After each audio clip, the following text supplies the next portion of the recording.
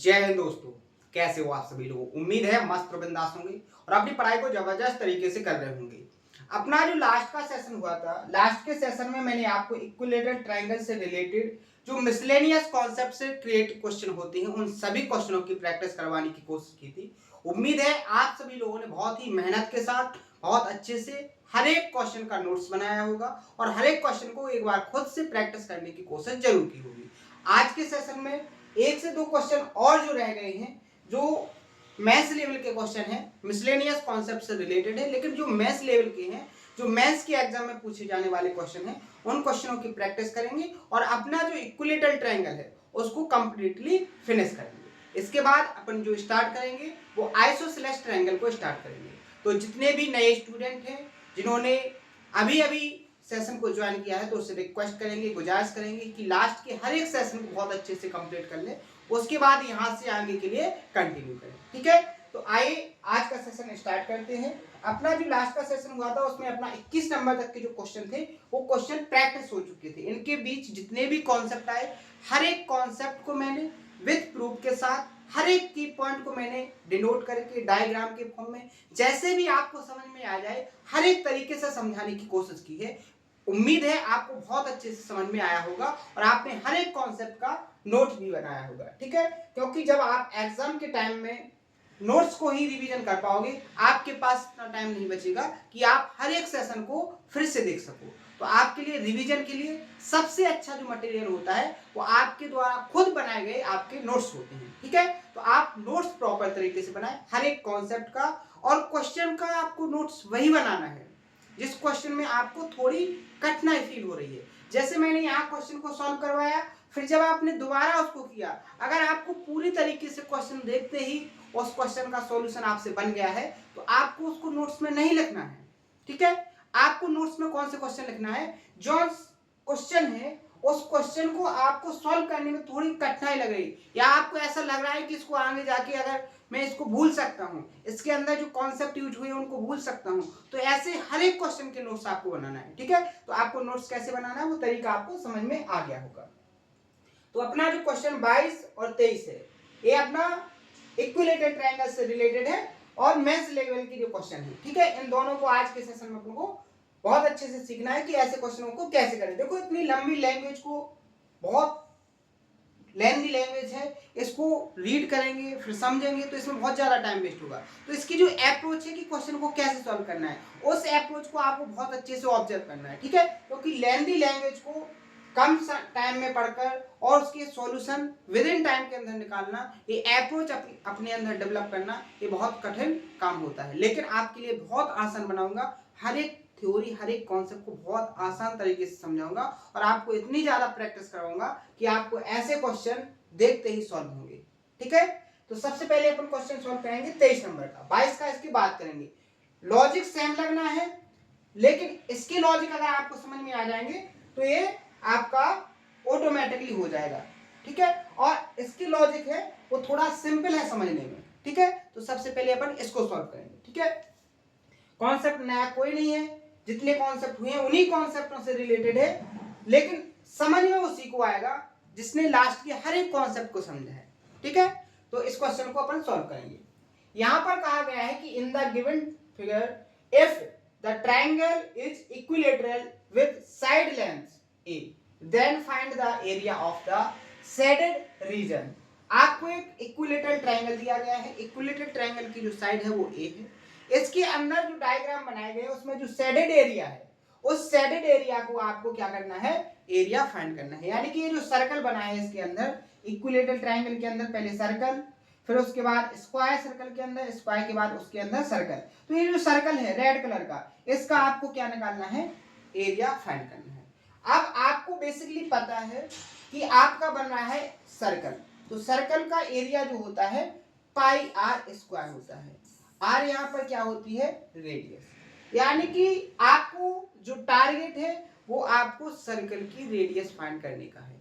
अगर आपको सर्कल की रेडियस मिल जाएगी तो आप इसका एरिया विद इन टाइम के अंदर फाइंड कर लेंगे। क्लियर है, किसी को कोई प्रॉब्लम? तो कॉन्सेप्ट कैसे ऑब्जर्व करते हैं उसको अपने अंदर बहुत अच्छे से डेवलप करो। जैसे मैंने कहा है कि शेडेड एरिया का अपन को एरिया फाइंड करना है। अब शेडेड एरिया है जो वो एक सर्कल के फॉर्म का है। किस फॉर्म का है? सर्कल के फॉर्म का है। तो सर्कल का जो एरिया है उसको फाइंड करने का तरीका क्या है कि उसका जो फॉर्मूला होता है वो होता है पाई आर स्क्वायर। आर यहाँ पर क्या है? पाई तो आपकी एक कांस्टेंट वैल्यू हो गई, आर यहाँ पर जो है वो सर्कल की रेडियस।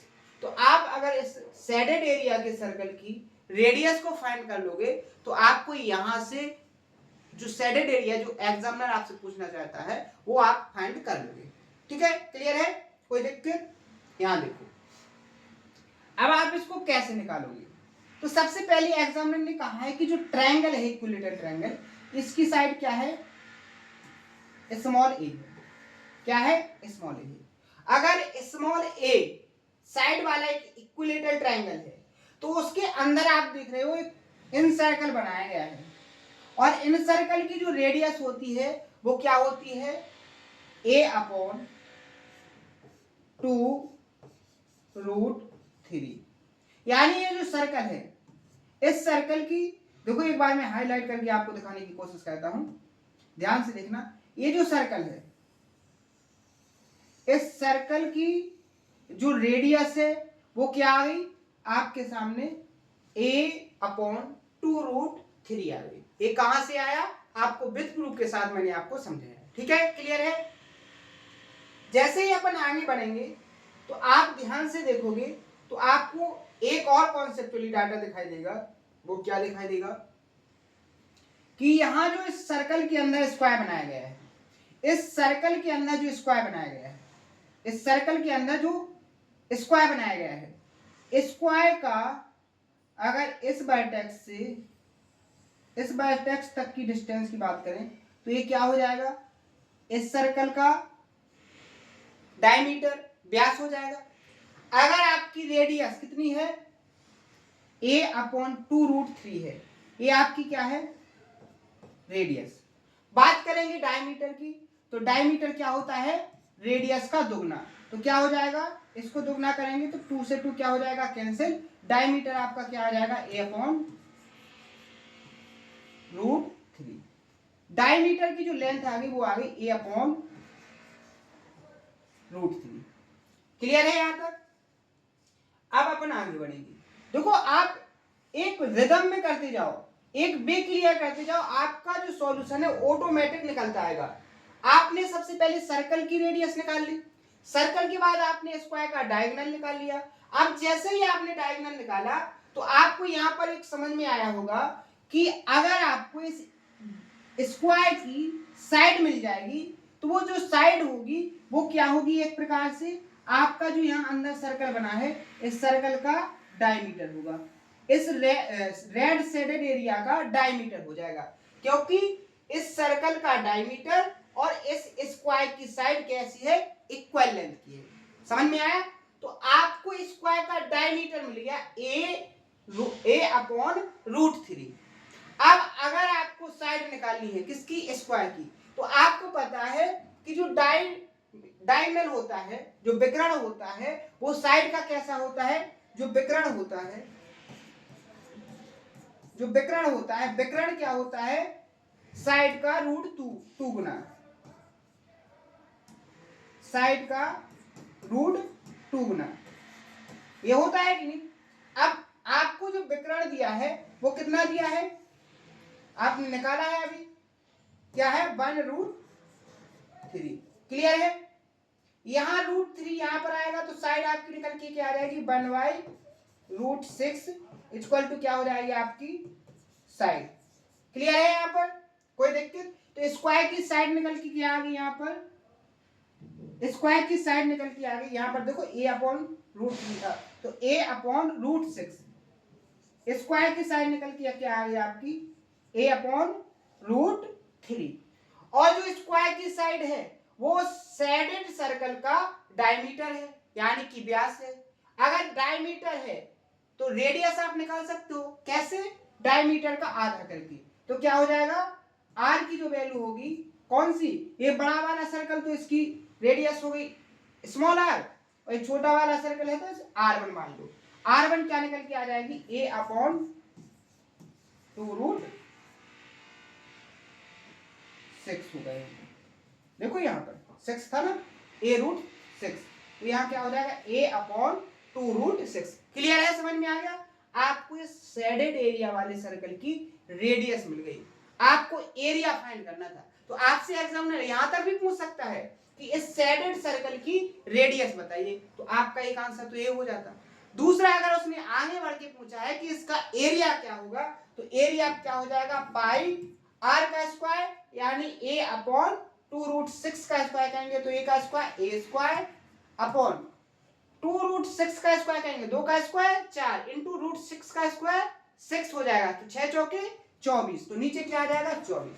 तो आपका आंसर क्या हो जाएगा πa²/24, πa²/24। Option number D यहां पर क्या हो जाएगा करेक्ट आंसर। देखो डायग्राम अगर आपको समझना आता है, डायग्राम को बहुत अच्छे से देखना आपको आता है, तो आप ऐसे सॉल्यूशन जो 99% स्टूडेंट स्किप करते हैं, उन हर एक क्वेश्चन को आप अटेम्प्ट करके आओगे और विद इन टाइम के अंदर हर एक क्वेश्चन को सॉल्व करोगे।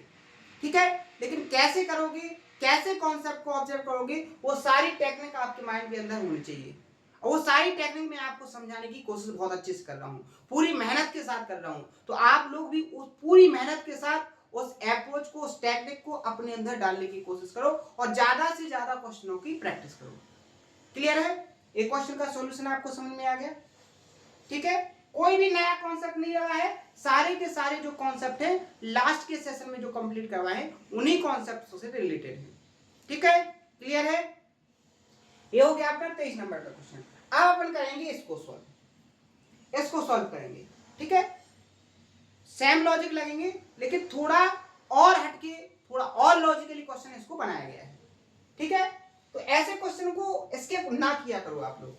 मुझे पता है बहुत सारे स्टूडेंट ऐसे हैं कि जो बायोलॉजी ग्रुप से हैं, जो आर्ट ग्रुप से हैं, जो अन्य सब्जेक्ट से हैं, जिनका बैकग्राउंड मैथ नहीं रहा है, तो बहुत सारे ऐसे डाउट आते हैं उनको जो बहुत नॉर्मल होते हैं, लेकिन आपकी हर एक डाउट क्लियर होंगे आप जब धीरे धीरे अपने आप को मैथ के कॉन्सेप्टों में ढालोगे, मैथ के कॉन्सेप्टों से खेलोगे, मैथ के कॉन्सेप्टों की प्रैक्टिस करोगे, तो आपके जो अभी छोटे छोटे डाउट हो रहे हैं ना, वो ऑटोमेटिकली आपके सारे के सारे डाउट आपसे खुद सॉल्व होने लगेंगे। अब आपका क्या डाउट है, जहां तक मैं सोच सकता हूं वो सारे के सारे डाउट क्लियर करने की कोशिश करता हूं, लेकिन आप मैथ ग्रुप से नहीं हो, आप मैथ सब्जेक्ट से नहीं रहे हो, तो आपको और भी नॉर्मल जो डाउट होंगे वो आ सकते हैं, कोई दिक्कत नहीं है। लेकिन आप मेहनत कीजिए, आप कॉन्सेप्टों पर काम कीजिए, आपके वो जो छोटे छोटे डाउट है ना, जो अभी आपको प्रॉब्लम दे रहे हैं, वो सारे के सारे एक दिन आपकी मजबूरी बनेंगे, और आप जितनी ज्यादा जल्दी प्रैक्टिस करोगे उतनी जल्दी आपकी ये सारे डाउट क्लियर होने लगेंगे। ठीक है, अभी सबसे बड़ा तो डाउट एक आपके अंदर ये होगा कि आप क्वेश्चन को जब मैं आपको सॉल्व करवाता हूं, जब मैं आपको कॉन्सेप्ट समझाता हूं, तो आपको हूबहू बिल्कुल वैसे की वैसे समझ में आ जाता होगा, और कॉन्सेप्ट से जो क्वेश्चन मैं प्रैक्टिस करवाता हूं वो सारे क्वेश्चन आप प्रैक्टिस कर लेते हो विद इन टाइम के अंदर। लेकिन जैसे ही दोबारा आप सेशन को देखते हो, दोबारा क्वेश्चन को सॉल्व करने की कोशिश करते हो, तो आपके ब्लैंक माइंड में कुछ नहीं रहता है, आपको ऐसा लगेगा कि मैंने ये सारे कॉन्सेप्ट पढ़े ही नहीं है। लेकिन कोई बड़ी बात नहीं है, आप फिर से कंटिन्यू करो, फिर से देखो, एक बार दो बार, तीसरी बार में आप हर एक कॉन्सेप्ट को, ऐसा नहीं कि आप इस कॉन्सेप्ट को देखोगे तो यही आएगा, आपको आगे भी के भी जो कॉन्सेप्ट है वो आपके माइंड के अंदर सेट होना स्टार्ट हो जाएंगे, आपको याद होना स्टार्ट हो जाएंगे, आपकी कॉन्सेप्चुअली क्लियरिटी बहुत शानदार हो जाएगी। ठीक है, तो ऐसे आप मेहनत करो। अब देखो इस क्वेश्चन में क्या बोला गया है, क्वेश्चन में बोला गया है कि an equilateral triangle ABC is inscribed in a circle, यानी कि एक सर्कल के अंदर एक इक्विलेटरल ट्रायंगल इंस्क्राइब किया गया है एज शोन एक फिगर, जो फिगर में जो डायग्राम में आपको दिखाया गया है। A square of largest possible area, a square of largest possible area, ध्यान से पढ़ो, a square of largest possible area, एक सबसे ज्यादा जो पॉसिबल हो सकता है एरिया का square made inside this triangle, इस ट्रायंगल के अंदर बनाया गया है। देखो ये वाला स्क्वायर बनाया गया है। ठीक है, ध्यान से देखो, आगे पढ़ो। अनदर सर्कल, एक दूसरा circle made inscribing the square, square के अंदर एक दूसरा सर्कल बनाया गया है, ठीक है। What is the ratio of area of smaller circle and largest circle, आपको स्मॉलेस्ट छोटे वाले सर्कल और आपको इस बड़े वाले सर्कल की एरिया का स्क्वायर फाइंड करना है। तो बेसिकली आपको फाइंड क्या करना है, यहां से आपको पता चल गया कि अगर आपको छोटे वाले सर्कल की रेडियस r1 मान लो और बड़े वाले सर्कल की रेडियस r2 मान लो, अगर आपको ये मिल गया तो आपको बेसिकली इनका क्या करना है, स्क्वायर करना है। तो आपको यहाँ से जो फाइंड होगा वो छोटे वाले सर्कल और बड़े वाले सर्कल का क्या हो जाएगा, यहां से आपको एरिया का रेशियो फाइंड हो जाएगा, ठीक है। अगर आपको स्मॉलर और r1 फाइंड हो गया तो उसका स्क्वायर कर दोगे तो आपको सर्कल, छोटे वाले सर्कल और बड़े वाले सर्कल का क्या हो जाएगा, रेशियो फाइंड हो जाएगा। तो अपन को बस अब इसी डाटा पर काम करना है कि जैसे भी हो अपना क्या निकलना चाहिए, यहां से छोटे वाले सर्कल और बड़े वाले सर्कल, छोटा वाला सर्कल ए है बड़ा वाला सर्कल ए है, इन दोनों की आपको क्या मिल जाए, रेडियस। बस आपका आंसर आपके सामने है, ठीक है। तो अपने टारगेट पर रखकर अपन काम करेंगे। डायग्राम को थोड़ा बड़ा कर दे, क्वेश्चन सबको समझ में आ गया। अब लैंग्वेज का कोई काम नहीं है, अब अपन को कोई लैंग्वेज नहीं दी गई है, अब अपन क्वेश्चन के डायग्राम से इसको सॉल्व करेंगे, ठीक है। ध्यान से देखना, सारा का सारा क्वेश्चन आपका डायग्राम से सॉल्व होगा। आपको कुछ डाटा नहीं दिया गया है, जो डाटा दिया गया है वो कहा गया है कि एबीसी एक इक्विलेटरल ट्रायंगल है, इक्विलेटरल ट्रायंगल के अंदर एक सर्कल बना स्क्वायर बनाया गया है, स्क्वायर के अंदर एक सर्कल बनाया गया है और जो इक्विलेटरल ट्रायंगल है वो एक सर्कल के अंदर बनाया गया है, ये आपसे बोला गया है। और आपको इस छोटे वाले सर्कल और बड़े वाले सर्कल दोनों का रेशियो को, एरिया के रेशियो को फाइंड करना है, ये आपसे बोला गया है। अब आपका जो टारगेट है इस छोटे वाले सर्कल और बड़े वाले सर्कल की रेडियस निकालने का है। ध्यान से देखना कैसे क्वेश्चन को सॉल्व किया जाता है। आप यहां पर देखोगे छोटे वाले सर्कल से अपन स्टार्ट करेंगे, किससे करेंगे, छोटे वाले सर्कल से अपन स्टार्ट करेंगे। छोटे वाले सर्कल से क्यों स्टार्ट करेंगे, इसलिए स्टार्ट करेंगे कि आप इस छोटे वाले सर्कल से जब स्टार्ट करोगे तो आपको इस इक्विलेटरल ट्रायंगल की एक साइड फाइंड हो जाएगी, और जब आपको एक साइड फाइंड हो जाएगी तो ये इस इक्विलेटरल ट्रायंगल के लिए जो बाहर का सर्कल है वो क्या है, सर्कम सर्कल। और सर्कम सर्कल की सर्कम रेडियस आपको फाइंड करना जो फॉर्मूला है वो आपको आता है, तो आपको एक इसकी रेडियस मिल जाएगी और इसकी भी रेडियस मिल जाएगी, आराम से आप अपने क्वेश्चन का सॉल्यूशन दे सकते हो। क्लियर है। तो यहां पर देखो, यहां इसका सेंटर होगा, ध्यान से समझना, यहां इसका सेंटर होगा, सेंटर से लेके यहां तक की जो डिस्टेंस होगी वो क्या कहलाएगी, इसकी रेडियस, रेडियस कहलाएगी। अब अगर इस रेडियस को अपन को r मानना है तो r ही ना मान के आप ऑप्शन में देखो, कहीं पर आपको r तो नहीं दिख रहा, कहीं आपको कोई वेरिएबल तो नहीं दिख रहा, नहीं दिख रहा ना, तो आप एक ऐसा नंबर मान लीजिए जिससे आपकी कैलकुलेशन आसान हो जाए। तो मैंने इसको मान लिया कि इस छोटे वाले सर्कल की जो रेडियस है वो 1 यूनिट है, क्या है, 1 यूनिट है। अपन r मान के भी कर सकते हैं, लेकिन r मानेंगे तो अपनी कैलकुलेशन लेंथी हो जाएगी और अपन को आंसर निकालना है विद इन टाइम के अंदर। जब लेंथी कैलकुलेशन करेंगे तो अपना टाइम भी लेंथी लगेगा। तो अपन एक डाटा मान रहे हैं, उस डाटा में मैंने मान लिया कि इसकी जो रेडियस है वो 1 यूनिट है। क्लियर है, क्लियर है। अब देखो, आप ध्यान से देखो, अगर मैं इस रेडियस को यहां तक लेके जाऊं, यहां तक लेके जाऊं तो ये भी आपकी 1 होगी। और आप यहां पर देख रहे हो कि जो इस सर्कल का डायमीटर है यानी कि जो व्यास है वो स्क्वायर की साइड के बराबर है। किसके बराबर है, साइड के बराबर है। तो आप यहां पर कहोगे कि जो इस स्क्वायर का क्या है, डायमीटर है, वही सेम लेंथ की आपकी इस स्क्वायर की साइड है। अगर आपका डायमीटर 1 यूनिट और 1 यूनिट 2 यूनिट है तो ये स्क्वायर की साइड कितनी हो जाएगी, 2 यूनिट हो जाएगी। क्लियर है, ध्यान से देखना। अब आप आगे बढ़ो, आपको यहां पर दिया गया है क्या कि ABC एक इक्विलेटरल ट्रायंगल, इसका हर एक एंगल 60 डिग्री का होगा, ठीक है। ये स्क्वायर की साइड है, ये 90 डिग्री का एंगल बनाएगा। अगर ये 90 है, ये 60 है, तो ये 30 डिग्री का हो जाएगा। यहां तक किसी को कोई प्रॉब्लम, किसी को कोई दिक्कत? आप यहां पर देखो, ध्यान से देखो, मैंने आपको एक कॉन्सेप्ट पढ़ाया था कि जब भी आपको इस तरीके से कोई ट्रायंगल दिया जाए कि एक 90 डिग्री का एंगल हो, एक 60 डिग्री का एंगल हो और एक 30 डिग्री का एंगल हो, तो यहाँ पर जो साइड्स का रेशियो होता है वो क्या होता है? 90 डिग्री के सामने 2 होता है, 60 डिग्री के सामने √3 होता है और 30 डिग्री के सामने 1 होता है। ठीक है, यहां पर आप देखोगे 60 डिग्री के सामने क्या है? 2 है। 60 डिग्री के सामने क्या है? 2 है।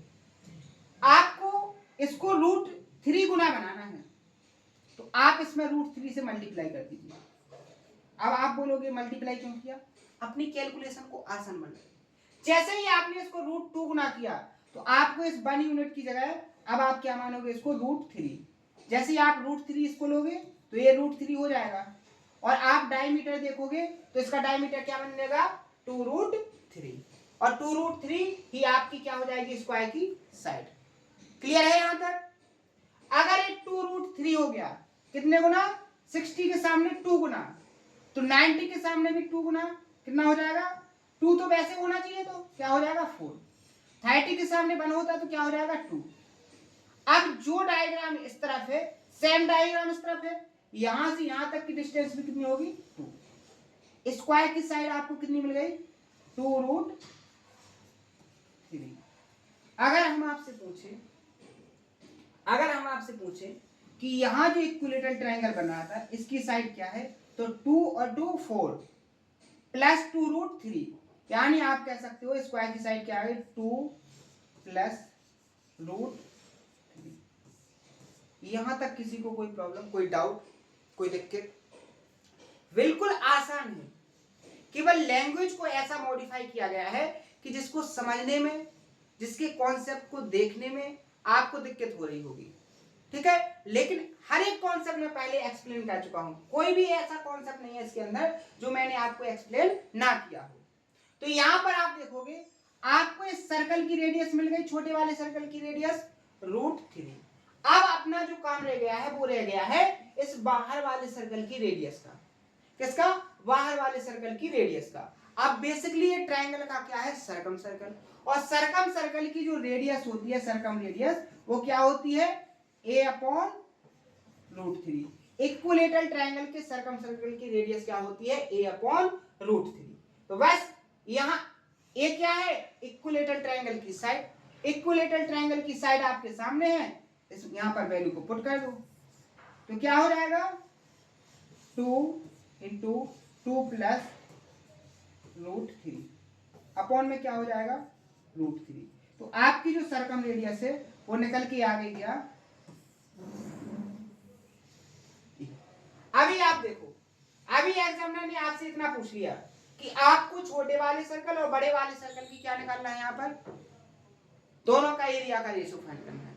एग्जामिनर आपसे इतना भी क्वेश्चन पूछ सकता है कि आप इस बड़े वाले सर्कल की सर्कम रेडियस फाइंड कीजिए, तो फाइंड कर लोगे कि नहीं कर लोगे? तो आप उस अप्रोच को भी समझो कि अभी तो एग्जामिनर ने एक क्वेश्चन क्रिएट कर दिया है, लेकिन मैं एग्जामिनर को हिंट दे रहा हूं कि वो ऐसे भी क्वेश्चन को क्रिएट करे। हो सकता है ना? बिल्कुल हो सकता है। कैसे फाइंड करना है आपको समझ में आ गया होगा।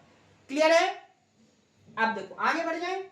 नेक्स्ट, आपको यहां पर छोटे वाले सर्कल की रेडियस पता चल गई, आपको बड़े वाले सर्कल की रेडियस पता चल गई। बस यहां पर वैल्यू को पुट करेंगे अपन। छोटे वाले सर्कल की रेडियस आपकी क्या निकली? √3। कितनी निकली? √3। अब बड़े वाले सर्कल की रेडियस क्या निकली? 2 × 2 प्लस √3 अपॉन √3। और इस पूरे का क्या करना है अपन को? स्क्वायर। एरिया क्या होता है? πr²। क्लियर है?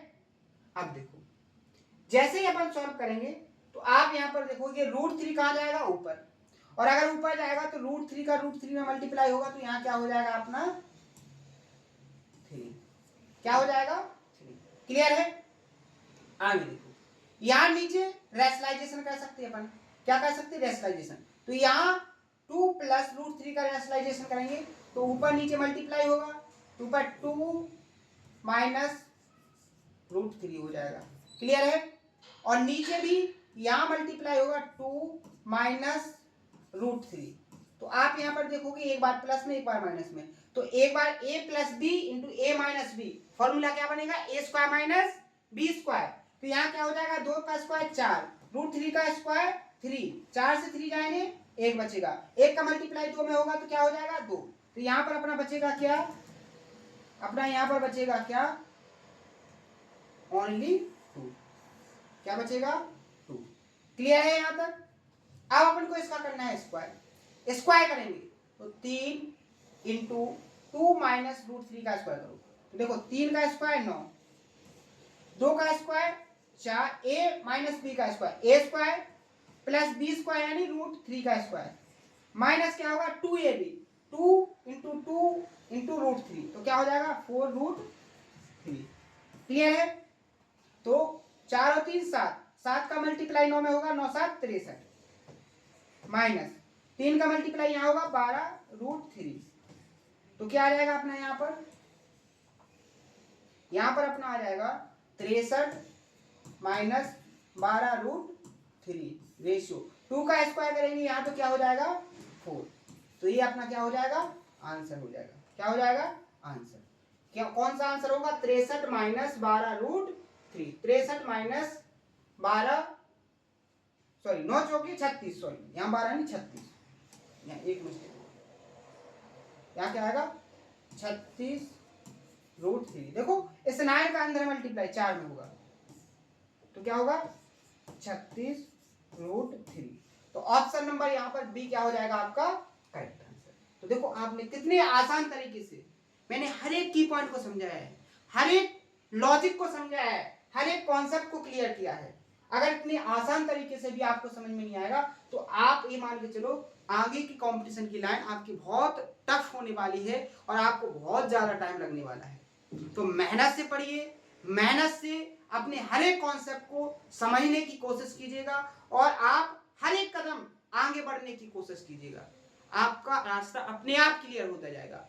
मुश्किलें आएंगी, मुश्किलों को पार करना आपका काम होगा। अगर आप मुश्किलों को पार नहीं करोगे तो आप ये मान के चलो आपको कोई बड़ी सफलता मिलने वाली नहीं है।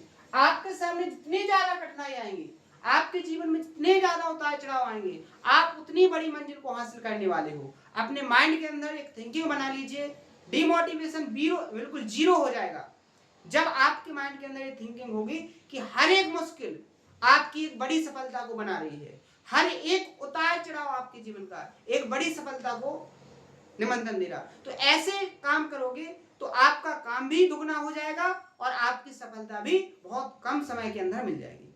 ठीक है? तो हर एक तरीके से अपने आप को मेहनत के रूप में डालिए, अपने आप को मेहनत के रूप में लगा दीजिए। आप ज्यादा से ज्यादा मेहनत करने की कोशिश कीजिएगा और बहुत शानदार तरीके से पढ़िएगा, आपकी मंजिल आपके पास होगी। ठीक है? तो आज के सेशन में अगर कोई डाउट आया हो तो उसको कमेंट बॉक्स में बताएं। हर एक डाउट को पूरी कोशिश है कि सॉल्व करके दूंगा और आपको सेशन पसंद आए तो उनको ज्यादा से ज्यादा शेयर कीजिएगा। ठीक है? तो आज के सेशन में इतना ही, मिलते हैं इसी जोश और उम्मीद के साथ अगले सेशन में। थैंक यू, धन्यवाद।